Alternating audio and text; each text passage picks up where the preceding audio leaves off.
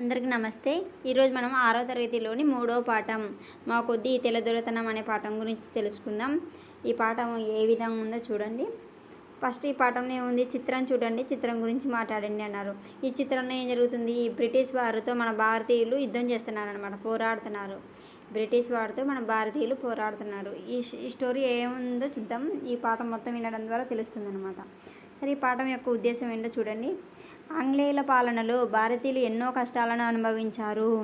స్వేచ్ఛను, స్వతంత్రాన్ని కోల్పోయారు. స్వతంత్రం కోసం ఆనాటి ప్రజలు ఆంగ్లేయుల పాలనకు వ్యతిరేకంగా చేసిన ఉద్యమం ఈ గేయంలో ఉంది. చూడండి, ఆంగ్లేయుల పాలనలో మన భారతీయులు ఎన్నో కష్టాలు పడినారంట. స్వేచ్ఛను, స్వతంత్రాన్ని కోల్పోయినారంట. స్వతంత్రం కోసం ఆనాటి ప్రజలు ఆంగ్లేయులతో యుద్ధం చేసినారనమాట. అదే ఉద్యమం చేశారు. ఆ ఉద్యమమే ఈ పాఠంలో ఉంది. ఓకే అండి. ఆ పాఠం తెలుసుకుపోయే ముందు ఈ కవి పరిచయం చూద్దాం. మా కొద్దీ తెల్లదొరతనం అనే పాఠాన్ని రాసిన కవి గరిమెళ్ళ సత్యనారాయణ గారు. చూడండి పూర్తిగా ఈయన గురించి ఏముంది. ఈయన శ్రీకాకుళం జిల్లా నరసన్నపేట తాలూకా గోనెపాడులో జన్మించారు. స్వతంత్ర సమరయోధులు. ఈయన కవి, రచయిత. 1921లో స్వరాజ్య గీతములు, 1923లో హరిజనుల పాటలు, 1926లో ఖండకావ్యాలు, భక్తి గీతాలు, బాలగీతాలు రాశారు. ఈయన దండాలు భరతమాత, మా కొద్దీ తెల్లదొరతనం అనే గేయాలతో సామాన్య ప్రజల్లో సైతం స్వతంత్ర ఉద్యమ ఉత్తేజాన్ని, చైతన్యాన్ని కలిగించిన జాతీయ కవి. దేశభక్తి కవితలు రాసి జైలు శిక్ష అనుభవించిన వారిలో మొదటివారు గరిమెళ్ళ గారు. ఇక్కడ చూడండి, జైలు శిక్ష దేనివల్ల అనుభవించినారు. ఈయన దేశభక్తి కవితలు రాసి జైలు శిక్ష అనుభవించిన వారిలో మొదటివారంట గరిమెళ్ళ సత్యనారాయణ గారు. చూడండి, మరోసారి చూద్దాము ఈ కవి పరిచయాన్ని. ఈయన ఏ జిల్లా, శ్రీకాకుళం జిల్లా అన్నమాట. ఈయన రాసిన 1921లో ఏమో స్వరాజ్య గీతములు, 1923లో ఏమో హరిజనుల పాటలు, 1926లో ఏమో ఖండకావ్యాలు రాసినారు. దండాలు భరతమాత అనేది ఏంది, గేయాలన్నమాట. మా కొద్ది తెల్లదొరతనము అనేది గేయాలు. ఈ రెండు దండాలు భరతమాత, మా కొద్ది తెల్లదొరతనం అనేటివి గేయాలన్నమాట. ఈయన రాసిన గేయాలు. ఈయన దేశభక్తి మీద కవితలు రాసి జైలు శిక్ష అనుభవించిన వారిలో మొదటివారు. ఇది ఏ విధంగా గుర్తుపెట్టుకోవాలో చూడండి. ఏ విధంగా గుర్తుపెట్టుకోవాలో. హరినారాయణ గారు, అన్న అంటే హరినారాయణ అనమాట. హరినారాయణ గారు ఏమంటున్నారు, మా కొద్ది తెల్లదొరతనము అని భరతమాతకు దండాలు పెట్టి స్వరాజ్యం కోసం పోరాడతారన్నమాట. మాకొద్దు తెల్లదొరతనం అని భరతమాతకు దండాలు పెట్టి స్వరాజ్యం కోసం పోరాడతారు. ఎవరు? హరినారాయణ అన్నమాట. దీన్ని ఏ విధంగా ఇవి ఏవే రచనలు ఉన్నాయో చూద్దామా. ఒకసారి మళ్ళీ చూడండి. హరినారాయణ గారు మాకొద్దు తెల్లదొరతనం అని భరతమాతకు దండాలు పెట్టి స్వరాజ్యం కోసం పోరాడతారు. చూడండి, అవి ఏవే ఉన్నాయో చూద్దాం. హరినారాయణ అంటే ఏంది? హరి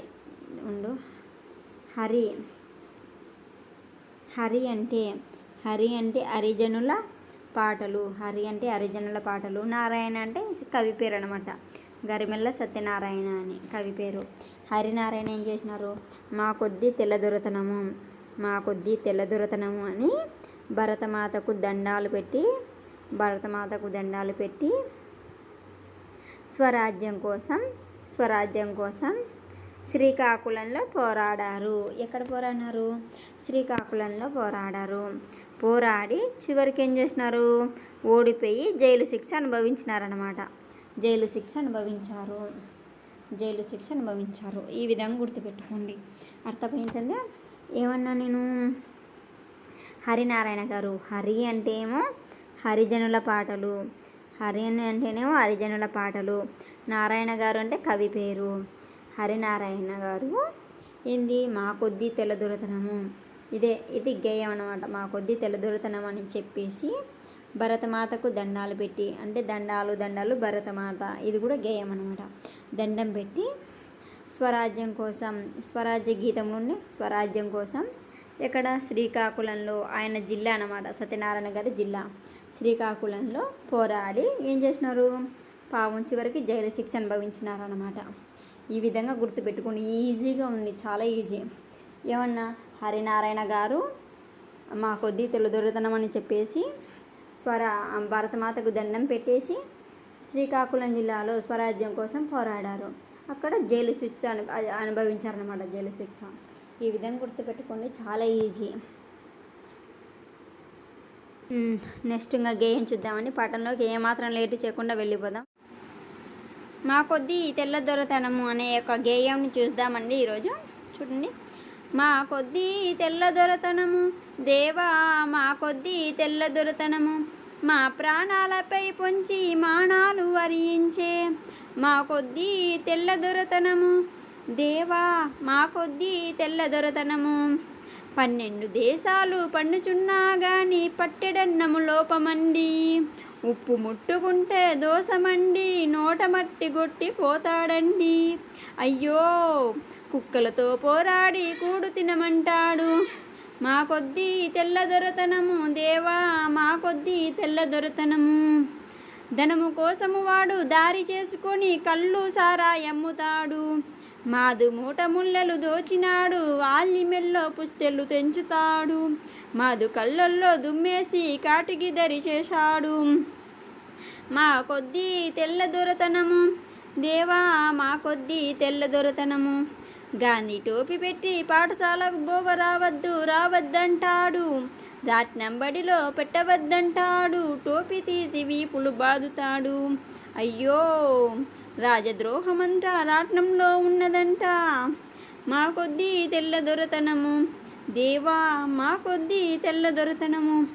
104 14 నోటికి తగిలించి మాటలాడవద్దంటాడు.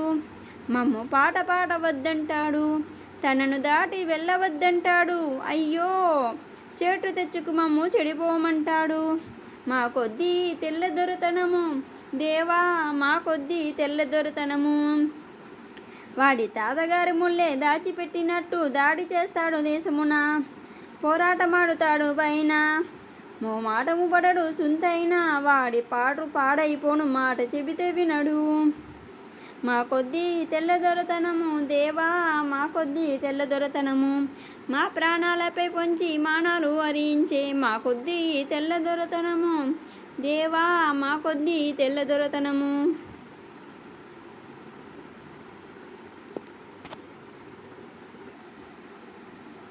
భావం చూద్దామండి. ఫస్ట్ దానికి, మా కొద్దీ తెల్లదొరతనము దేవా, మా కొద్దీ తెల్లదొరతనము, మా ప్రాణాలపై పంచి మానాలు వరించే. దీని యొక్క భావం ఏంటో చూద్దామా. ఓ దేవా, భారతీయులమైన మా ప్రాణాలను తీయడానికి అందును కోసం చూసే తెల్లవారి పరిపాలన మాకు వద్దే వద్దు అని దాని యొక్క భావం అన్నమాట. రెండోది చూద్దామా. చూడండి.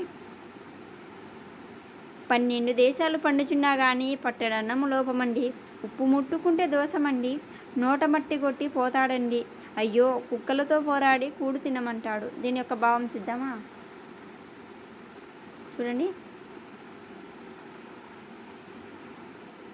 పలు దేశాలలో పంటలు పండుచున్నాయి కానీ పట్టెడన్నానికి నోచుకోలేకపోతున్నాం. ఉప్పును ముట్టుకుంటే పరిహారం విధించి మా నోట్లో మట్టి కొడుతున్నాడు. కుక్కలకు వేసే అన్నం కోసం వాటితో పోరాడి ఆకలి తీర్చుకోమంటున్నాడు. ఆ తెల్లదొర ఈ విధంగా అంటున్నాడు మాతో అని చెప్తానన్నమాట ఆమె. నెక్స్ట్, ధనము కోసము వాడు దారి చేసుకొని కళ్ళు సారాయి అమ్ముతాడు. మాదు మూట ముళ్ళెలు దోచినాడు. ఆలిమెల్లో పుస్తెలు తెంచుతాడు. మాదు కళ్ళల్లో దుమ్మేసి కాటికి దరి చేశాడు. దీని భావం చూడండి. ధన సంపాదన కోసం కళ్ళు సారాయి అమ్ముతారు. ఈ నెపంతో దాచుకున్న డబ్బును దోచుకుంటున్నాడు. భార్యల మెడలలో తాలిబొట్లు ఉండనీయడం లేదు. మా కళ్ళు గప్పి ప్రాణాలకి ముప్పు తెస్తున్నాడు. ఫోర్త్ది, గాంధీ టోపీ పెట్టి పాఠశాలకు బోవ రావద్దంటాడు. రాట్నం బడిలో పెట్టవద్దంటాడు. టోపీ తీసి వీపులు బాదుతాడు. అయ్యో, రాజద్రోహం అంతా రాట్నంలో ఉన్నదంట. దీని భావం చూడండి. గాంధీ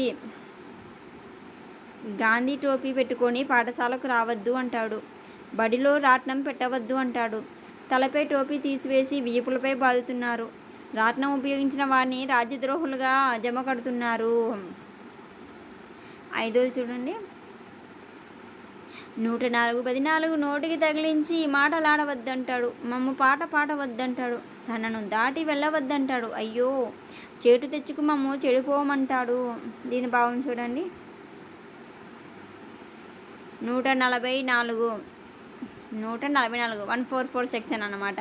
ఆ సెక్షన్ కింద చీటీని నోటికి తగిలించి మాట్లాడవద్దంటారంట. 144 సెక్షన్ ప్రకారం మాట్లాడొద్దంటారు. స్వతంత్ర ఉద్యమ గీతాలు పాడవద్దంటారు.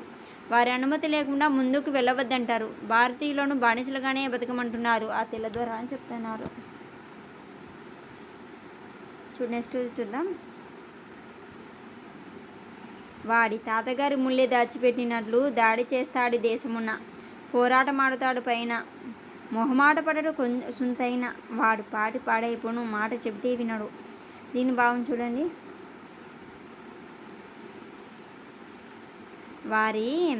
వారి తాతలు సంపాదించిన ధనం మూట ఈ దేశంలో దాచిపెట్టినట్లు ఆంగ్లేయులు స్వదేశీలమైన మా మీద దాడి చేస్తున్నాడు.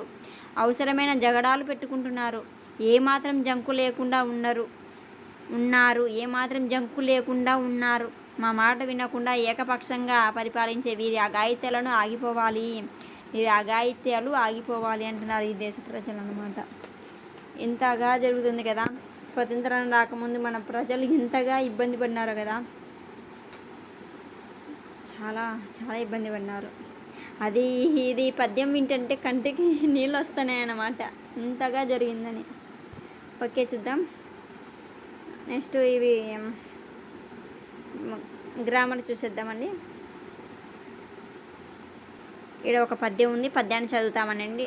చూడండి.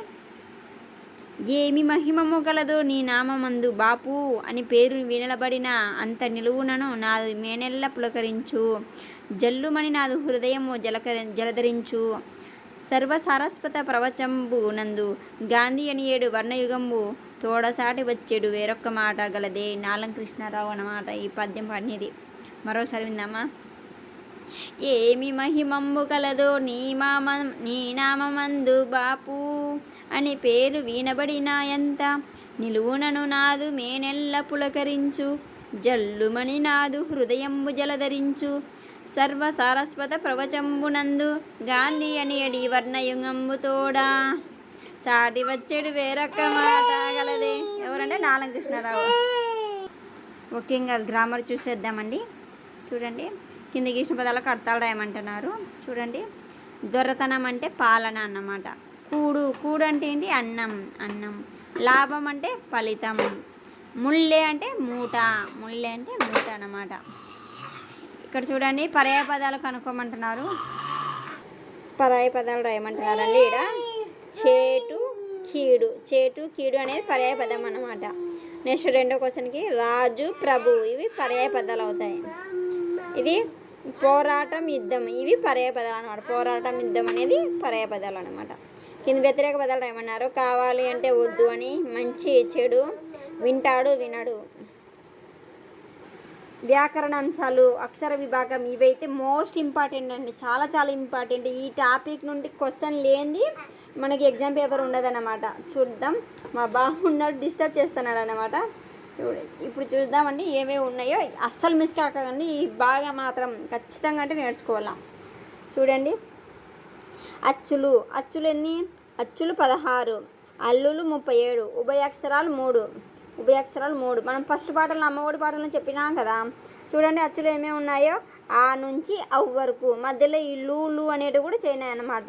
ఇవి కూడా అచ్చులు కిందికి వస్తాయి. మొత్తం ఎన్ని ఉన్నాయంటే 16 ఉన్నాయన్నమాట. అల్లులు ఎన్ని ఉన్నాయి? 37 ఉన్నాయన్నమాట. ఎన్ని? 37 అల్లులు. చూడండి.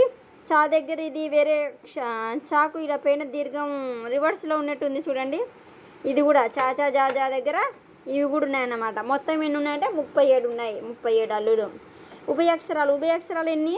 ఇవి 3 అన్నమాట. ఏంటి? సున్నా, అరసున్నా, విసర్గ. ఈ మొత్తం కలిపి తెలుగు భాషల అక్షరాలు ఎన్ని? 56. మోస్ట్ ఇంపార్టెంట్ అండి. ఈ టాపిక్ అస్సలు మిస్ కాకండి, మీకు ప్రతి ఎగ్జామ్లో వస్తుంది అన్నమాట ఈ టాపిక్ నుండి క్వశ్చన్. చూద్దాం. నెక్స్ట్ ఇచ్చినారు అచ్చులు విభాగం ఇచ్చినారు. అచ్చులు అంటే చూద్దామా? అచ్చుల విభాగం. ఒక మాత్ర కాలంలో ఉచ్చరించే అక్షరాలను అచ్చులు అంటారనమాట. ఒక మాత్ర కాలంలో డిస్టర్బ్ చేయొద్దు మాన్వి. చూడండి, అచ్చులు ఏమేమి ఉన్నాయి? ఒక మాత్ర కాలంలో ఉచ్చరించేటివి ఏంటివి? ఆ, ఈ, ఉ, రు, లు, ఏ, ఓ.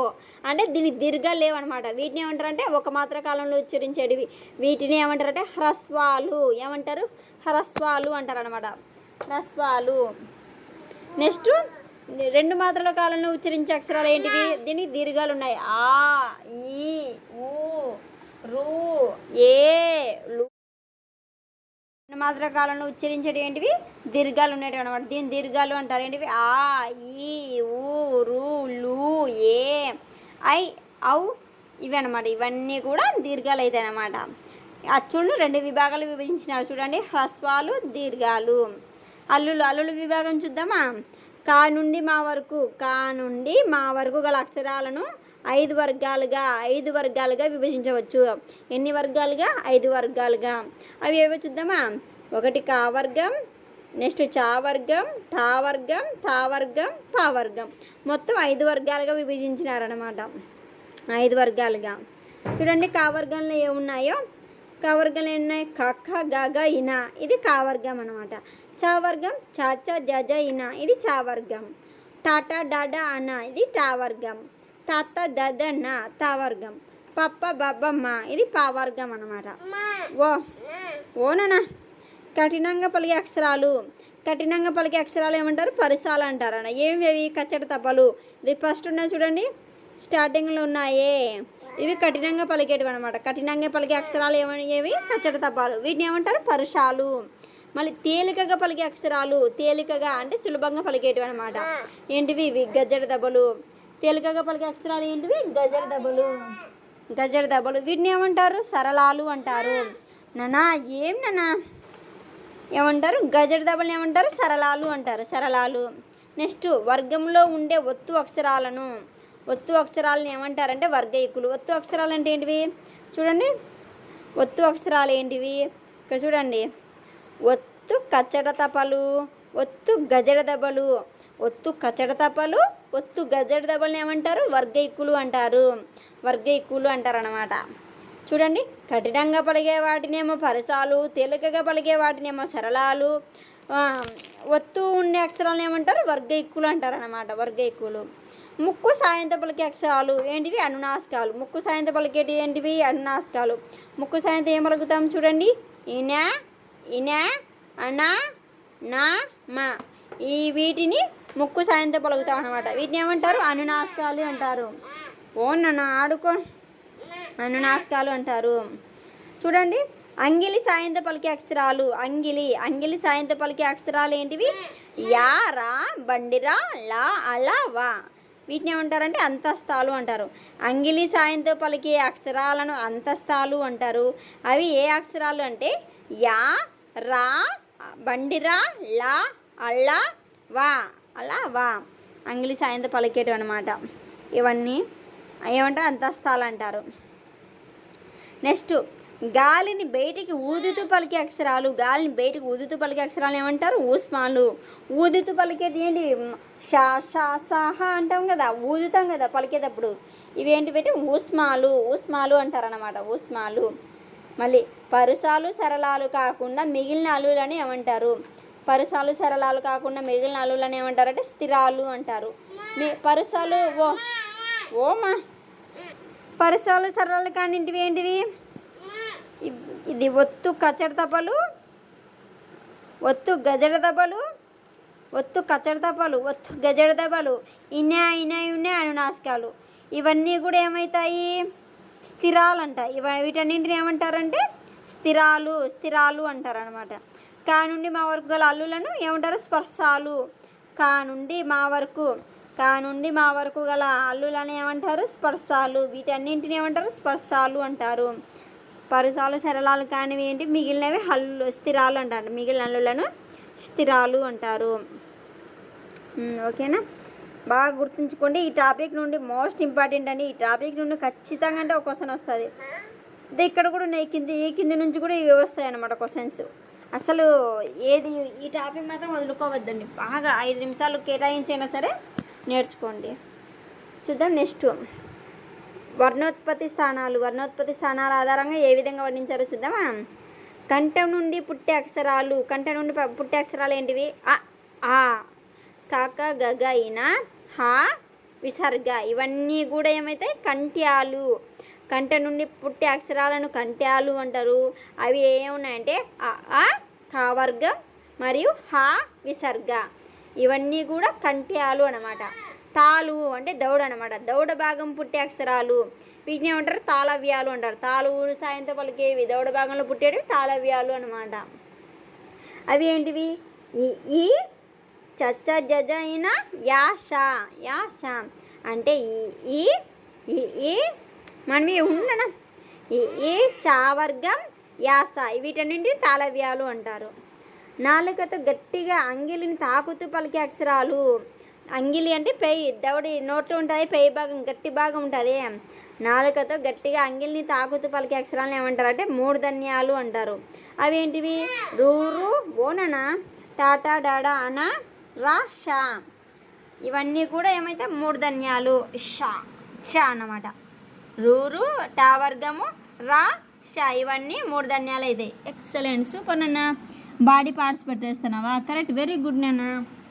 ఓకే, దంతాల సాయంతో పలికే అక్షరాలు. దంతాల సాయంతో అంటే మన పంటి సాయంతో పలికేటివి అనమాట. లూలు, ఇది చా, జా ఇవి ఉన్నాయే ఇవి తత్త, దదన, లా, సా. ఇవన్నీ కూడా చూడండి. లూలు, చాచా, జాజా, తావర్గము వీటన్నింటి ఏమంటారంటే దంత్యాలు అంటారు. దంత్యాలు దంతాల సాయంతో పలికేటివి దంత్యాలు. పెదవి సాయంతో పలికేటివి ఏమంటారు? ఓష్ట్యాలు. అవి ఏంటి? పావర్గము, ఊలు మరి పావర్గం అనమాట. వీటిని ఓష్ట్యాలు అంటారు. నెక్స్ట్ ఇవి చూడండి, ఏ ఐలు. వీటిని ఏమంటారంటే కంఠతాళవ్యాలు. ఏ ఐలను కంఠతాళవ్యాలు అంటారు. ఓ ఆవులను కంఠోష్ట్యాలు అంటారు. వాను దంతోష్టి అంటారు. వా అనేది పెదివి మరియు దంతాల సాయంతో పలుకుతాం, అందుకే దంతోష్ట్యం అన్నమాట. వాణి ఏమంటారు? దంతోష్ట్యం అంటారు. ఓ ఆవులను కంఠము మరియు పెదుల సాయంతో పలుకుతాం అనమాట, అందుకు కంఠోష్ట్యాలు. ఏ ఐలు కంఠము మరియు తాళవ్యం సాయంతో పలుకుతాం అంటే కంఠ తాళవ్యాలు ఏ ఐలు అనేవి. ఓకే అండి, ఇప్పుడు గ్రామర్లో చెప్తున్నాం కదా, చూడండి. కింది వాటికి సమాధానం రాయమన్నారు. కింది పదాలలో ఒక వర్గపు అక్షరాలు ఉన్నాయి.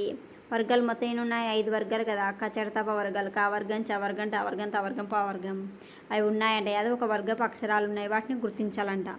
వింత, పతం, వందనం, విధం, మనం. దీంతో ఏ వర్గం ఉన్నాయి చూడండి? తా వర్గం ఉన్నాయన్నమాట. తా, ఒత్తు, థా, దా, దా, నా ఇవన్నీ తా వర్గపు అక్షరాలు ఉన్నాయన్నమాట. నెక్స్ట్ కింది వాక్యంలో పరసాలు ఉన్నాయి. పరసాలు అంటే ఏంటివి? కచ్చడి తపాలనే కదా పరసాలు అంటారు. కఠినంగా పలిగే వాటినే కదా పరసాలు అనేది. కచ్చట తపాలు. మన పరసాలు అంటే వెతకాల్సిన అవసరం లేదు, వెంటనే కచ్చట తపాన్ని నోట్లోకి రావాలన్నమాట. కచ్చట తప, చాట, తాప. కింది వాక్యంలో సరళాలు. సరళాలు అంటే ఏంది? సులభంగా పలికేటివి. గజడ దబాలు. గజడ దబ. కింది పదాలు ఊస్మాలు ఉన్నాయి. ఊస్మాలు అంటే ఏంటి? ఊది పలికేటివి అన్నమాట. శేష, సాహ అనేవి. శేష, సాహ ఇవి అన్నమాట. చూడండి, మీరు ఒక పద్యం ఇచ్చినారు, చమత్కార పద్యము. ఇట్లా కూడా రావచ్చు. ఈ పద్యం ఇచ్చి ఇది ఎలాంటి పద్యం అని కూడా రావచ్చు. చమత్కార పద్యం మన అదృష్టం కొద్ది ఇలాంటివి కూడా రావచ్చు అన్నమాట. డిఎస్సిలో ఏది కూడా మిస్ కాకూడదు, ప్రతి పాయింట్ చూసుకోవాలా. చూడండి ఏమో ఈ పద్యంలో ఇది చమత్కార పద్యం. ఎటువంటిది అంటే పొడుపు కథ అన్నమాట. కరయుగంబు కలదు చరణంబులా లేవు. కరయుగంబు కలదు చరణంబులా లేవు. కడుపు, నడుము, వీపు, మెడయుగలవు. శిరము లేదు గాని నరుల బట్టుగా మృంగి సొగసు గూర్చి దీని సొగసుగనుడి. కరయుగంబు చేతులు కలవు, చరణములో లేవు, కాలు లేవు అనమాట. చరణం అంటే పాదం కదా, కాలు లేవు. కడుపు, నడుము, వీపు, మెడయు కలవు. వీనికి అన్నీ ఉన్నాయంట. కడుపు ఉంది, నడుము ఉంది, వీపు ఉంది, అన్నీ కలవంట. కానీ శిరము లేదు, తల లేదన్నమాట. శిరము లేదు. నరుల బట్టుక మింగి అంటే నరులు అంటే ఏంది, మనిషి అనమాట. నరుల బట్టుక మింగి సొగసు గూడ్చి దీని సొగసు కనుడి, దీని యొక్క సొగసు కనుక్కోండి ఎవరు అది అని. ఏంటంటే చొక్కా అనమాట. ఏంటి చొక్కా. నేను ఇవి చేయగలనా అనేది ఏమవుతుందంటే స్వీయ మూల్యాంకనం కిందకి వస్తాయన్నమాట. స్వీయ మూల్యాంకనం.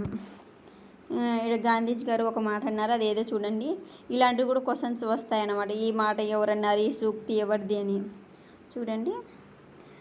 ఈ దేశం నాకేమిచ్చిందని బాధపడడం కన్నా దేశానికి నేనేమి చేయగలుగుతున్నాను అని ఆలోచించేవాడే నిజమైన దేశభక్తుడు గురించి చెప్పినారు గాంధీ. ఏమంటున్నారు, ఈ దేశం నాకేమిచ్చింది అని బాధపడడం కన్నా దేశానికి నేనేం చేయగలుగుతున్నాను అని ఆలోచించేవాడే నిజమైన దేశభక్తుడు అంట. ఎవరు చెప్తున్నారు, గాంధీజీ గారు అన్నమాట. గాంధీజీ గారు ఈ వాక్యం ఇచ్చి ఇది ఎవరు అన్నారు అని రావచ్చు అన్నమాట. ఎవరు, గాంధీజీ అన్నమాట. ఓకే, నెక్స్ట్ లెసన్లోకి వెళ్దాం. సమయపాలన గురించి ఇచ్చినారు. ఇది సమయపాలన అనేది జీవన విద్యకు సంబంధించిందంట, లేకపోతే జీవన విద్య నుంచి తీసుకున్నారేమో.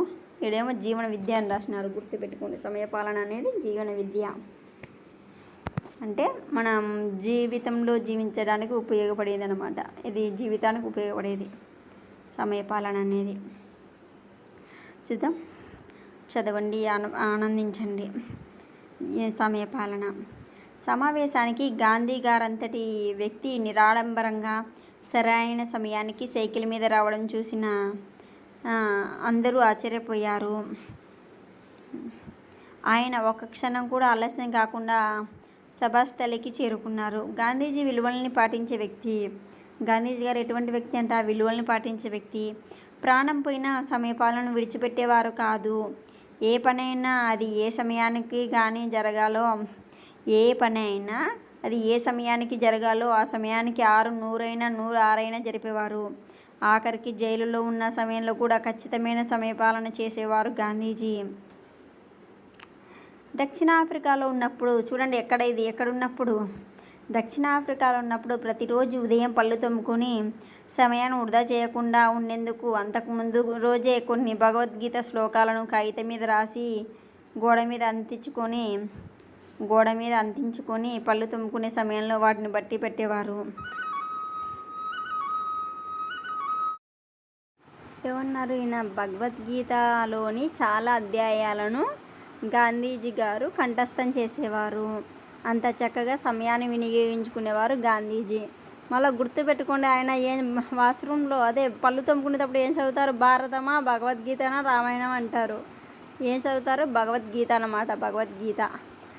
గాంధీజీ గారిని బట్టి ఒకటి అర్థమవుతుంది. మనం కూడా అంటే మన డిఎస్సి వాళ్ళు కూడా ఏం ఫాలో కావాలంటే, ఇట్లా వాష్రూమ్కి పోయినప్పుడు కానీ లేకపోతే ఇట్లా బ్రష్ చేసేటప్పుడు కానీ మనం కూడా ఒక పేపర్లో ఇంపార్టెంట్ పాయింట్స్ రోజు 10 పాయింట్స్ వాష్రూమ్లో అతికించాలన్నమాట. మనం కూడా ఆ టైం వేస్ట్ చేసుకోకుండా అవి చదువుకునేటట్టు అవుతుంది.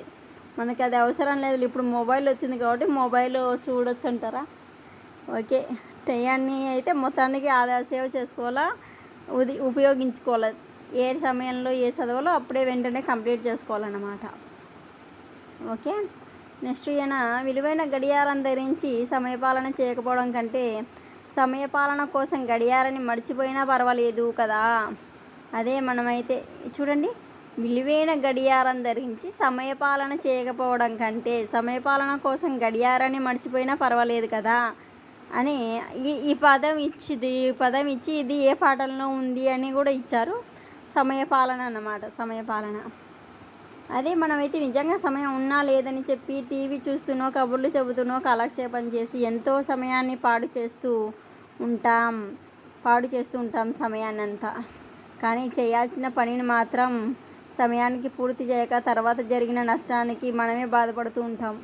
ముఖ్యంగా మన డిఎస్సి ఉద్యోగస్తులు టయానికి ఏ టయానికి ఏ చదవాలో అది కంప్లీట్ చేయకోకుండా సెల్ చూసుకుంటా, టీవీ చూసుకుంటా, లేకపోతే వేరేది ఏదో పొద్దు పోయేటట్లు మాట్లాడుకుంటా టైంపాస్ చేసుకుంటూ ఉండడం వల్ల జాబ్ కోల్పోయినప్పుడు ఆ బాధ కలుగుతుంది అన్నమాట. చివరికి మనమే బాధపడతాం అన్నమాట, టయాన్ని అంటే సమయాన్ని వృధా చేస్తే. అందుకే అందరూ బాల్యం నుండే సమయపాలన అలవాటు చేసుకోవాలి. ఎటువంటి పరిస్థితిలోనైనా సమయాన్ని తప్పకుండా జాగ్రత్తగా ప్రణాళికయుతంగా సద్వినియోగం చేసుకోవాలి.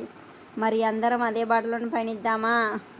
మరి అందరం ఈయన మాదిరే పయనిద్దామా, గాంధీజీ గారి మాదిరిగా? ఆల్ ది బెస్ట్ అండి. డిఎస్లో జాబ్ సాధించాలని కోరుకుంటున్నాను. అందరికీ ఆల్ ది బెస్ట్. నా వీడియో చూసిన వాళ్ళు సబ్స్క్రైబ్ చేసుకోండి, ఒక లైక్ వేయండి, ఇష్టమైతే ఒక కామెంట్ కూడా పెట్టండి. బాగా చెప్పినారు అక్క, లేదా ఏదైనా కానీ. Please subscribe and like.